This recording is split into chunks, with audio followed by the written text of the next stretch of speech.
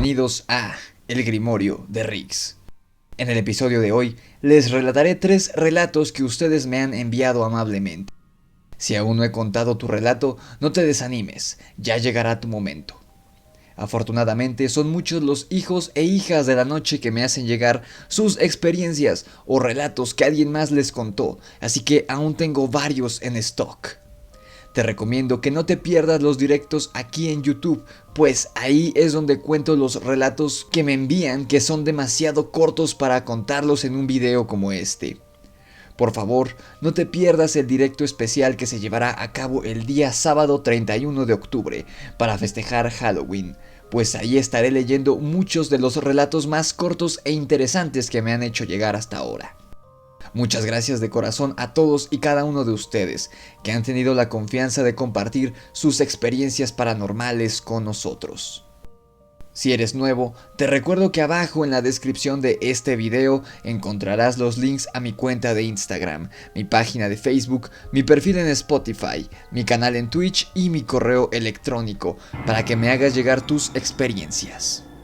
Ahora sí, sin más preámbulos, ponte los audífonos, apaga la luz y comencemos. Estuve en prisión con un skinwalker, enviado por Exu Alastor. ¿Creen en historias de terror? Yo viví una. Mi nombre es Jacobo y cumplía una condena de 15 años en una prisión de Arizona. ¿Por qué estuve ahí? Estupideces juveniles, eso no es importante. Yo era el clásico tipo duro, hasta que durante mi estadía ahí sucedieron innumerables cosas que nadie podía explicar, y aún peor, cosas de las que nadie querría saber. Todo comenzó con una leyenda de aquella prisión. No se trataba de peleas de pandillas o por territorio ni supremacía racial, no. Se dice que supuestamente hace años sucedió algo horrible e inexplicable en aquella prisión. Todas las mañanas nos despertaban y esperábamos al frente de nuestras celdas, mientras los guardias confirmaban visualmente que todos estuviéramos presentes y contabilizados. Aproximadamente un año antes de que yo llegara allí, lo más brutal e inexplicable sucedió durante una de estas rutinas diarias. Un hombre que tenía una celda para sí mismo se veía muy mal durante este chequeo. Los guardias pensaban que estaba enfermo. Cuando uno de los guardias le dijo a otro que le ayudara a comprobarlo, descubrieron que, en realidad, el prisionero dentro de la celda no era el prisionero que esperaban, sino que este era un hombre totalmente diferente. Aunque suene difícil de creer, este impostor llevaba la piel del otro sujeto sobre él, la del prisionero que se suponía debía estar en esa celda. La piel lucía holgada, como si no le quedara bien, como si fuera un disfraz. Aparentemente parecía un monstruo real. Sin embargo, lo más aterrador fue que el tipo que llevaba la piel no era un recluso. No tenían idea de cómo había llegado a la cárcel y mucho menos cómo carajos se metió a una celda sin ser visto por nadie. Lo peor es que ni siquiera podían descubrir quién demonios era, pues no estaba documentado en ningún lado. ¿Y qué es peor que eso? Que jamás encontraron el cuerpo del hombre cuya piel llevaba puesta este extraño hombre. Cosas bastante espeluznantes, lo sé, y me doy cuenta de que esa no es la definición habitual de un skinwalker, pero así lo llamábamos en prisión. El caminante de la piel. No ayudó que el tipo nunca hablara. De todos modos, eso fue lo que inició toda la superstición de que los skinwalkers acechaban a los reos por el patio. El tipo fue enviado a un lugar diferente, aproximadamente un mes después de que sucedió, y créanme que todos los prisioneros se sintieron mucho mejor por eso. Yo me enteré de la historia un par de días después de mi llegada. Para mí era una anécdota más que contar cuando saliera del presidio. Lo aterrador era que cada pase de lista siempre faltaba un reo. De inicio se hacía recuento. Con el tiempo esto se hizo muy normal. Después de todo, ahorraba mucho dinero al director del penal en comida y suministros. Bueno, basta de introducción. Vamos al terror real. Ese tipo era el Skinwalker. Así lo apodaban todos, como te digo. Era algo extraño, la verdad. Esperaba que todo fuera como en las películas de presidiarios. luchas por territorio o supremacía racial, pero no. En el comedor, las pocas mesas que se ocupaban a tope. Mientras más gente estuviera cerca, mejor. Nadie quería estar solo. Las conversaciones eran tensas y en voz baja. No hablaban de crimen o de que darían un gran golpe al salir, sino que todos hablaban de ir a casa, abrazar a sus familias y cosas así. Incluso los más grandes y rudos se veían nerviosos. Pero todo este alboroto hizo que un viejo recluso navajo que estaba con cadena perpetua les contara a todos sobre los verdaderos skinwalkers. Parecía que gran parte de la cultura carcelaria giraba en torno a ellos. Ahora, al parecer, los caminantes de la piel son difíciles de señalar en el acto, pero si logras sobrevivir cerca de uno durante más de 1 o 2 minutos, casi todos pueden notar que los gestos de estos seres no están bien del todo. Ellos pueden imitar el habla humana, pero no replicarla. Esta se oye como una grabación vieja. El Yin al-Dlushi, dijo el viejo, contrae su cuerpo inhumana y maniáticamente. Tienen un andar antinatural al caminar, como un robot descompuesto de esos de películas de ficción, pero parece que han mejorado con la experiencia y los años. Han estudiado tan bien a sus presas que es difícil decir si hay uno o más de uno. El viejo navajo, cuyo nombre era Charlie, dijo que estaba seguro de que había uno real entre los prisioneros, lentamente eliminándonos a lo largo de los años uno por uno, cazándonos como presas, como conejos, sonrió con sorna, y lo llamó el gran maestro Skinwalker. En un momento él pensó que tenía los gestos humanos tan bien estudiados que tal vez ni siquiera pudiera saber si fue tu compañero de celda por un día o 2. Debía ser no solo muy bueno, sino el mejor de todos. Muchos chicos tomaron con muy buen humor eso, y muchos otros estaban realmente nerviosos y aterrados al respecto. De vez en cuando, en prisión, la gente se rompe. A veces encontrarás a tu compañero de celda balanceándose frente a tu litera, colgado del cuello con un cinturón. A veces ya no puedes soportarlo más, pero en nuestro jardín la gente tendía a chasquear de una manera muy especial. No sería una batalla campal en la cena o un suicidio silencioso por la noche. Los chicos simplemente dejarían de hablar. Estarían como si sufrieran alguna enfermedad mental, agachados, sin hablar y babeantes. Se convertirían en vegetales solitarios durante el tiempo de recreación. Dejarían que su cabello colgara delante de su cara. Literalmente, se rompían. A nadie le gustaba hablar de eso, como si hablar de ello fuera una sentencia de que eso les pasaría a ellos automáticamente. Honestamente, mi rudeza había quedado muy atrás, meses antes. Conforme los años pasaban y los reos seguían desapareciendo, nadie sabía si era realmente el Yin al-Dlushi o si la gente simplemente se estaba volviendo loca. Pero nadie quería saberlo. No era que tuviera un patrón de tiempo perfectamente definido, pero cada vez que alguien se rompía de esa manera, no pasaba más de un par de semanas antes de que fueran enviados o transferidos a sepa la chingada dónde, sin que nadie más lo supiera de antemano, ni nadie que lo quisiera saber tampoco.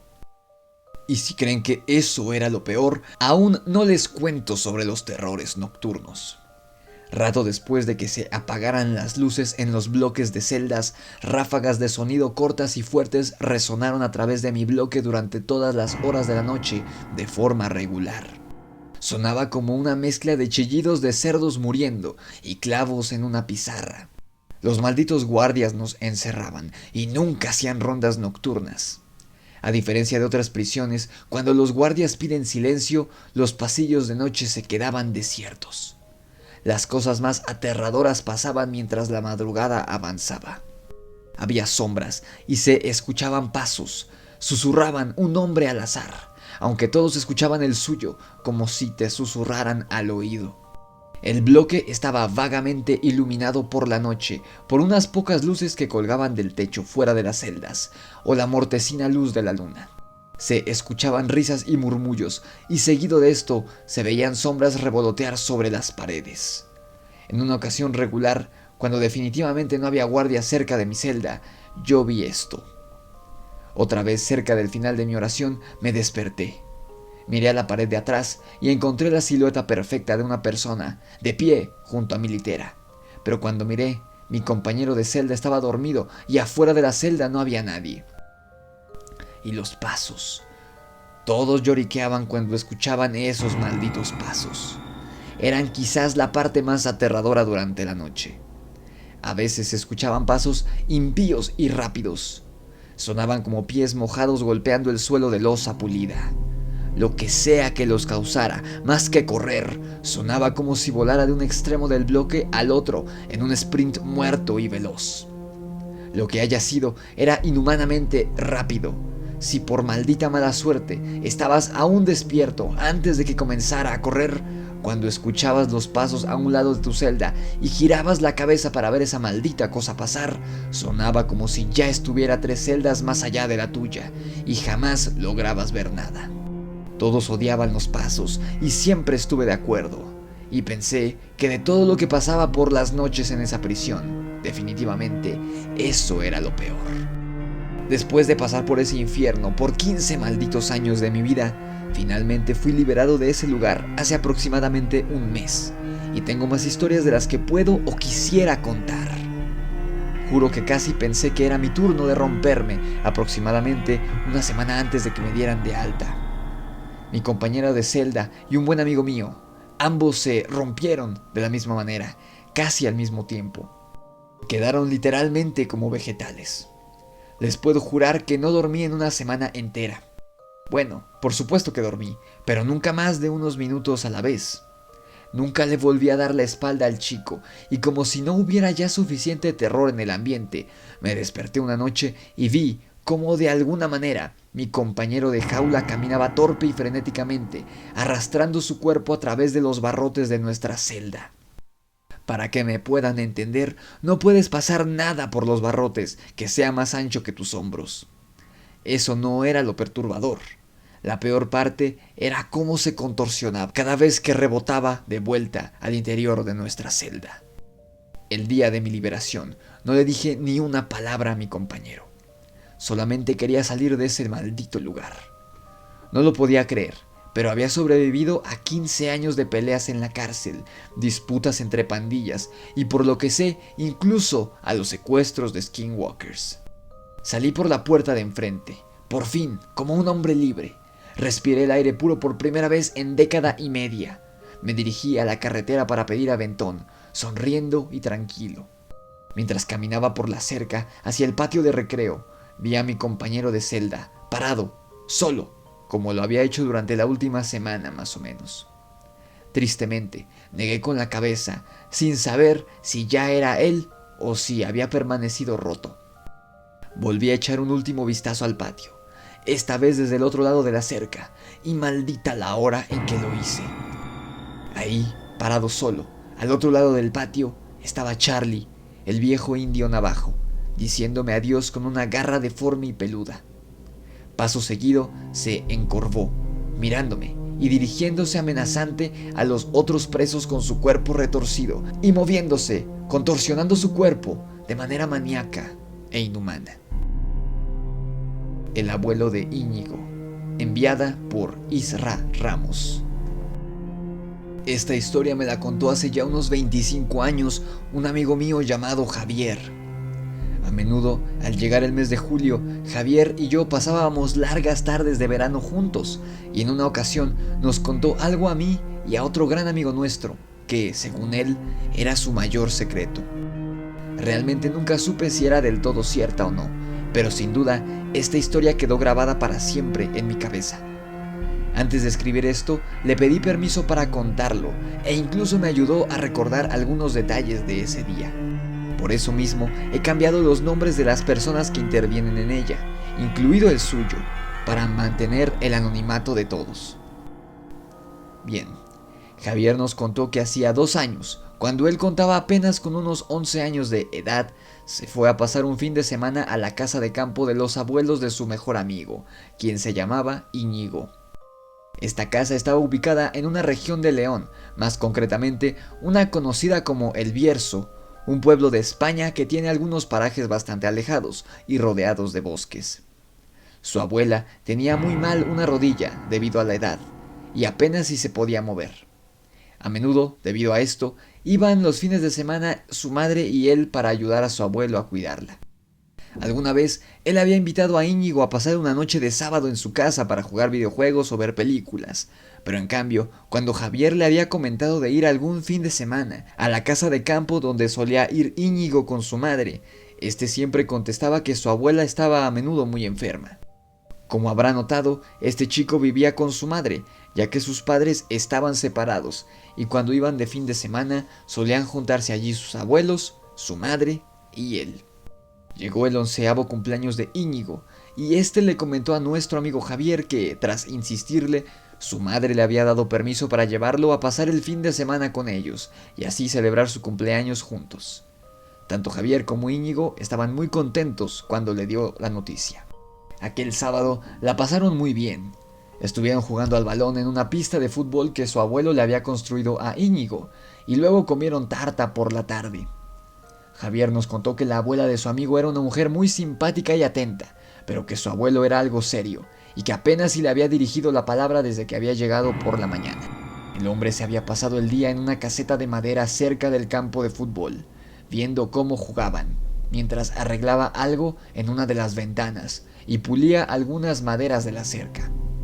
Su madre había estado con su abuela hablando de ciertas cosas y viendo la televisión. Al caer la tarde, la madre de Íñigo estaba fuera comprando algunas cosas, y Javier y su amigo estaban intercambiando tarjetas coleccionables en el comedor. Fue entonces cuando el abuelo de Íñigo llamó a este desde la cocina con tono seco. Javier escuchó algo susurrado, como que el abuelo de Íñigo le decía a este que ya le había contado las normas de la casa. Mi amigo no alcanzó a oír muy bien qué le contestaba Íñigo, solo lo oyó murmurar, y unos segundos después lo vio llegar caminando.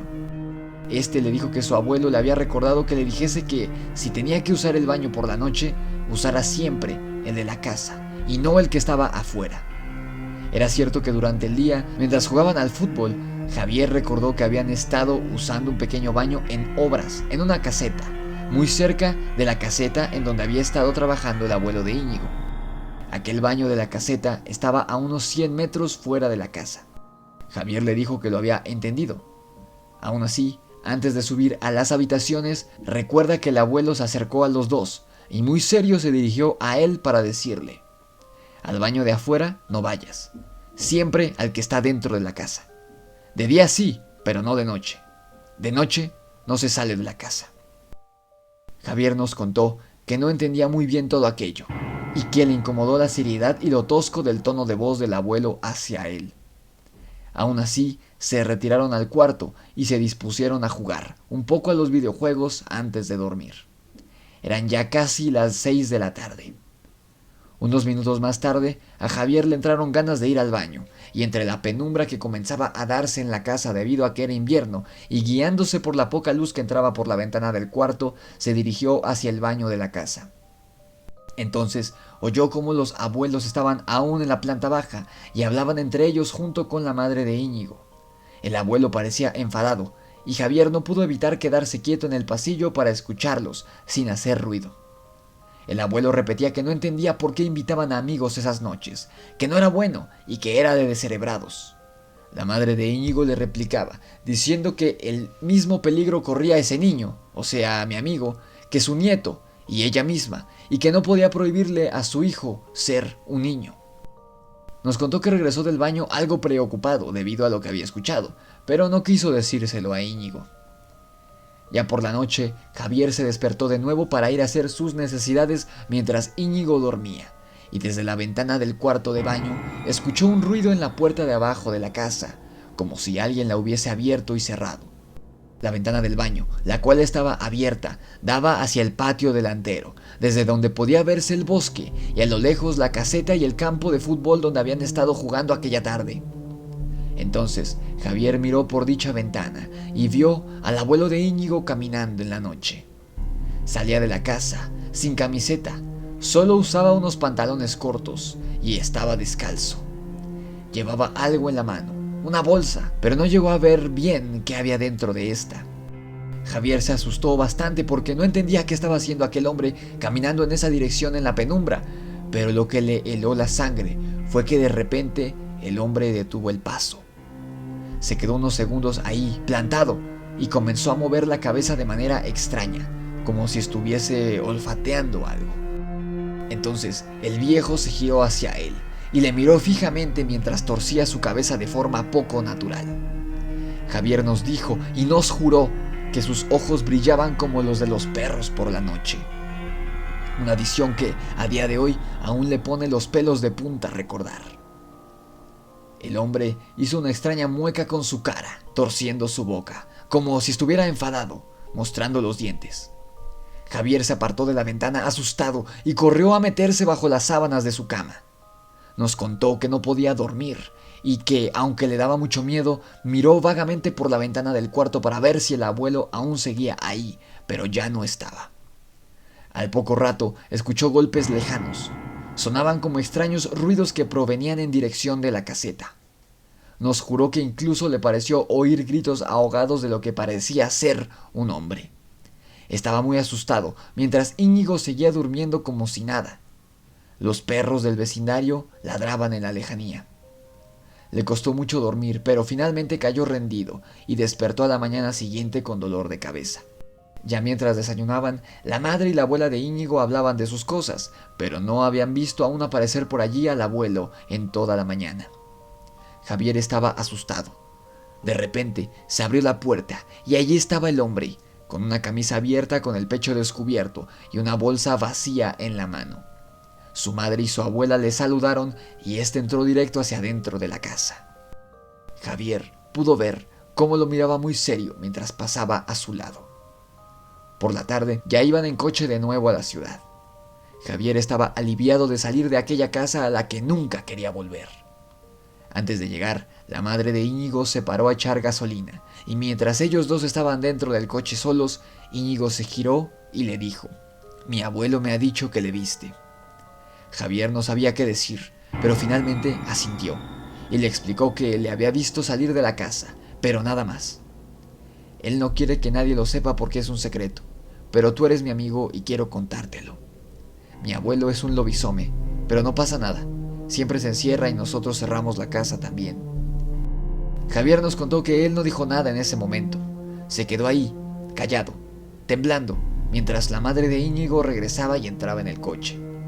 Nunca más hablaron del tema, ni volvieron a quedar juntos para un fin de semana. Al año siguiente, Íñigo se cambió de escuela y Javier nunca lo volvió a ver.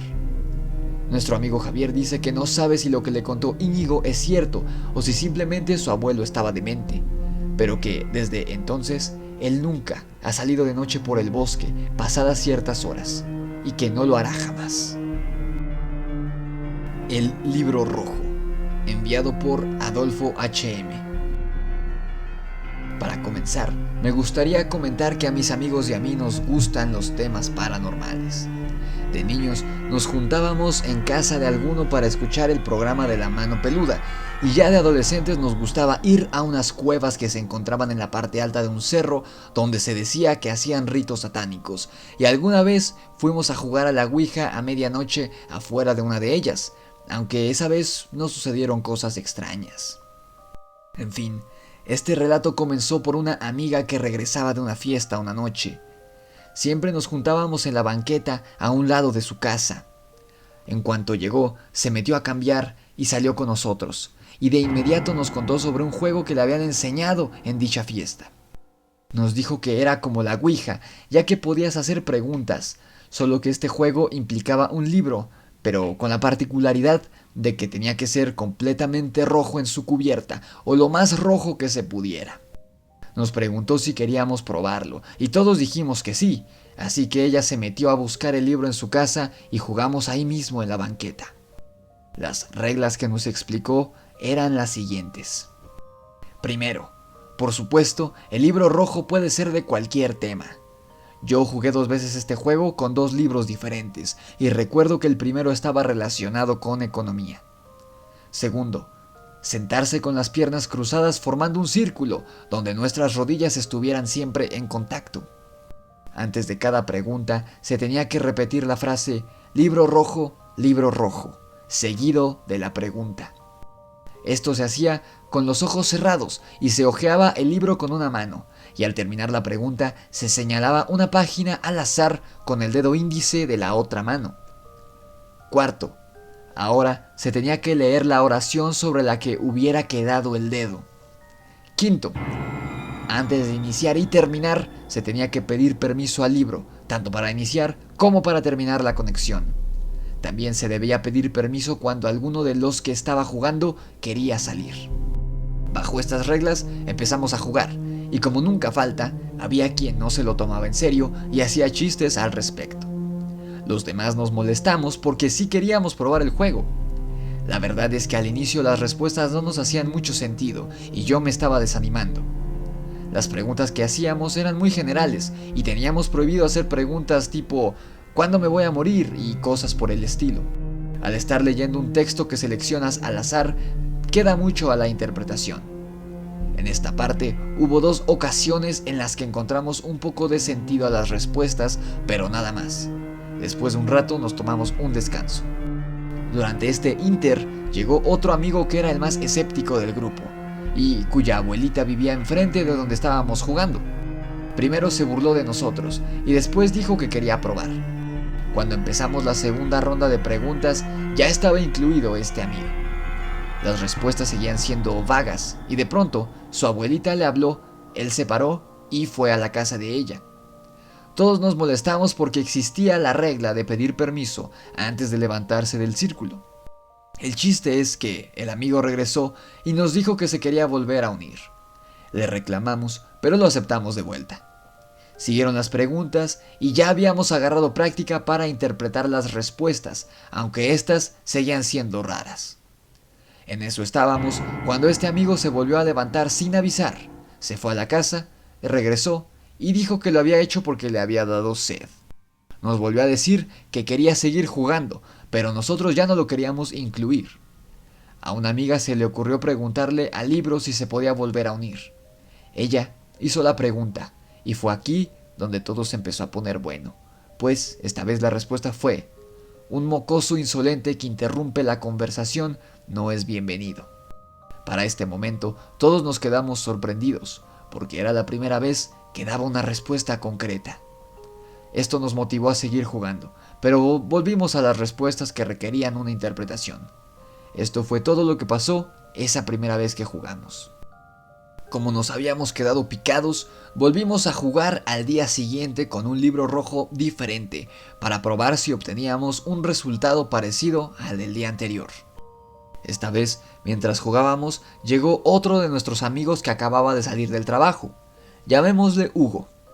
Él trabajaba en un Burger King y ese día le había tocado salir temprano, porque casi siempre salía a las 12 de la noche. Nos preguntó qué hacíamos y al explicarle se quedó viéndonos jugar. Como vimos que estaba interesado, lo invitamos a participar, pero él no quiso. Le preguntamos si quería que hiciéramos una pregunta por él, pero dijo que él solo quería seguir viendo. Así lo hizo, hasta que decidió irse a su casa para cenar. Cuando ya no estaba, otro amigo hizo una pregunta que involucraba a Hugo.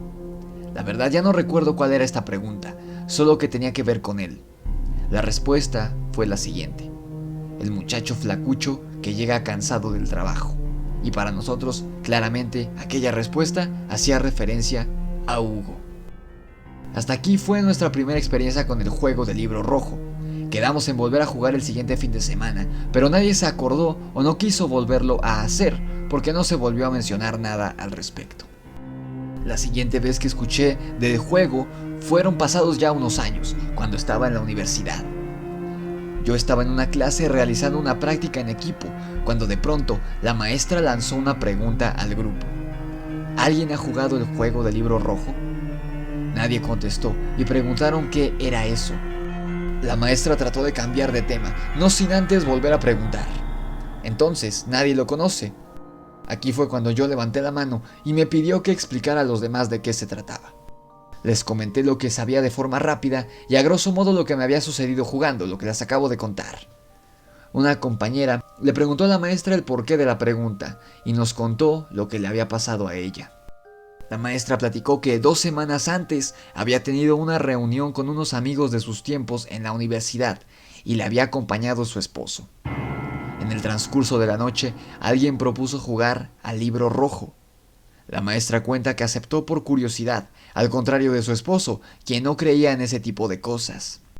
Ella explica que la forma en que jugaron era diferente a la que yo conocía, pues se sentaron formando un triángulo con una vela en medio y con las luces apagadas, aunque la forma de hacer las preguntas era la misma.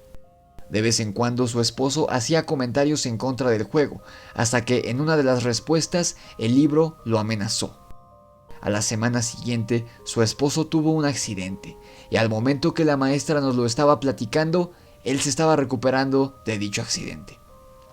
Yo me saqué de onda y ese mismo día les conté esto a los amigos con los que yo había jugado años antes, pero ahí quedó nada más. Volvió a pasar un tiempo para que yo volviera a jugar. Esta vez fueron 1 o 2 años. Recuerdo que era domingo. Un día antes había ido a una fiesta de la universidad y no había visto a mis amigos, hasta ese día por la tarde que llegué a casa de uno de ellos. Los encontré platicando, pero no estaban platicando de las mismas cosas de siempre, sino que estaban hablando de las veces que habíamos ido a las cuevas y todas las locuras que hicimos de niños.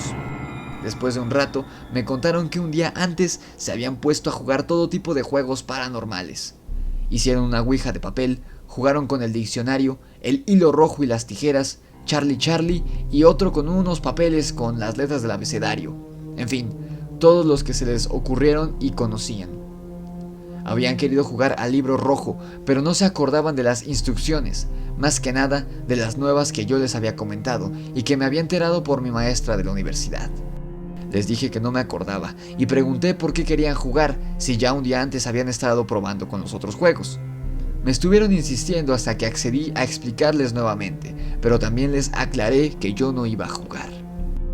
Nos pusimos a preparar todo, pero nos hacía falta una vela. Mi amigo dueño de la casa se fue a buscar una y para nuestra sorpresa regresó con una que parecía ser de color negro, aunque otros decían que era púrpura. Ya con esta última les expliqué las nuevas reglas del juego y mis amigos se pusieron a jugar.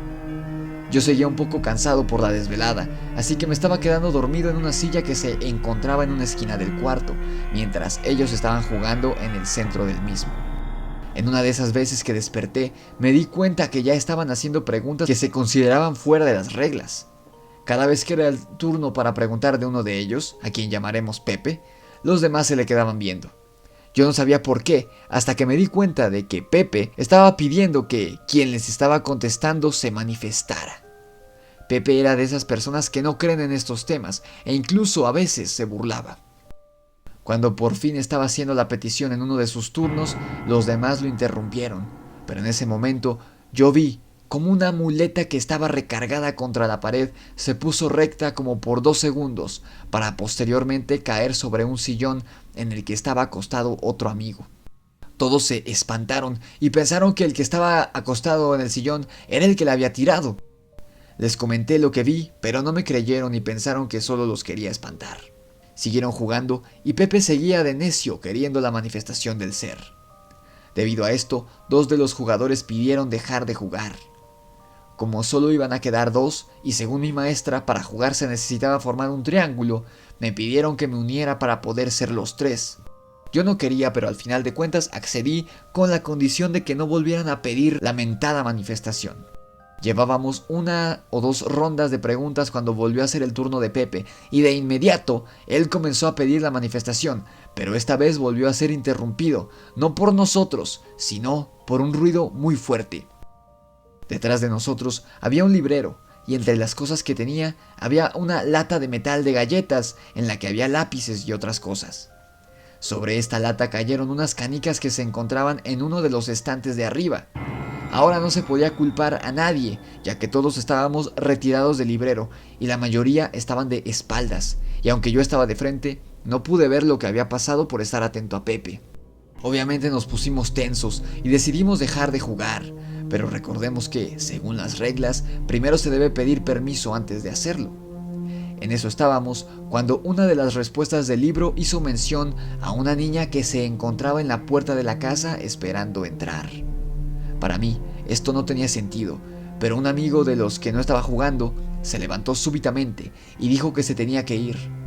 Se me hizo raro, pero no le di tanta importancia, hasta que volteé a ver a los otros dos con los que estaba jugando, y solo se estaban viendo el uno al otro, muy espantados. Por fin pudimos dejar de jugar y recogimos todo. Ya un poco más tranquilos, les comenté que se me había hecho raro que nuestro otro amigo se hubiera ido tan de pronto. Fue aquí cuando me contaron que en uno de los juegos del día anterior preguntaron quién era el que les estaba respondiendo, y la respuesta fue que era una niña. Mis amigos comentan que a partir de ahí hicieron más preguntas, pero en una de ellas, esta niña les dijo que quería jugar o algo así. Esto puso nerviosos a algunos y decidieron dejar de jugar en ese momento. Después de esto, nos pusimos a platicar de otros temas hasta que todos nos calmamos y ya entrada la noche cada quien se fue para su casa. Unos días después, el dueño de la casa donde habíamos jugado, que de hecho era Pepe, nos comentó que después de ese día, algunas veces escuchaba ruidos por la noche en el cuarto donde habíamos jugado. No nos lo tomamos en serio por lo mismo de que era alguien que no creía en esas cosas. Ahora, de vez en cuando nos reunimos, sale a la luz este tema en la plática y nos quedó la duda en si realmente habíamos conjurado a un ente aquella vez jugando el juego del libro rojo.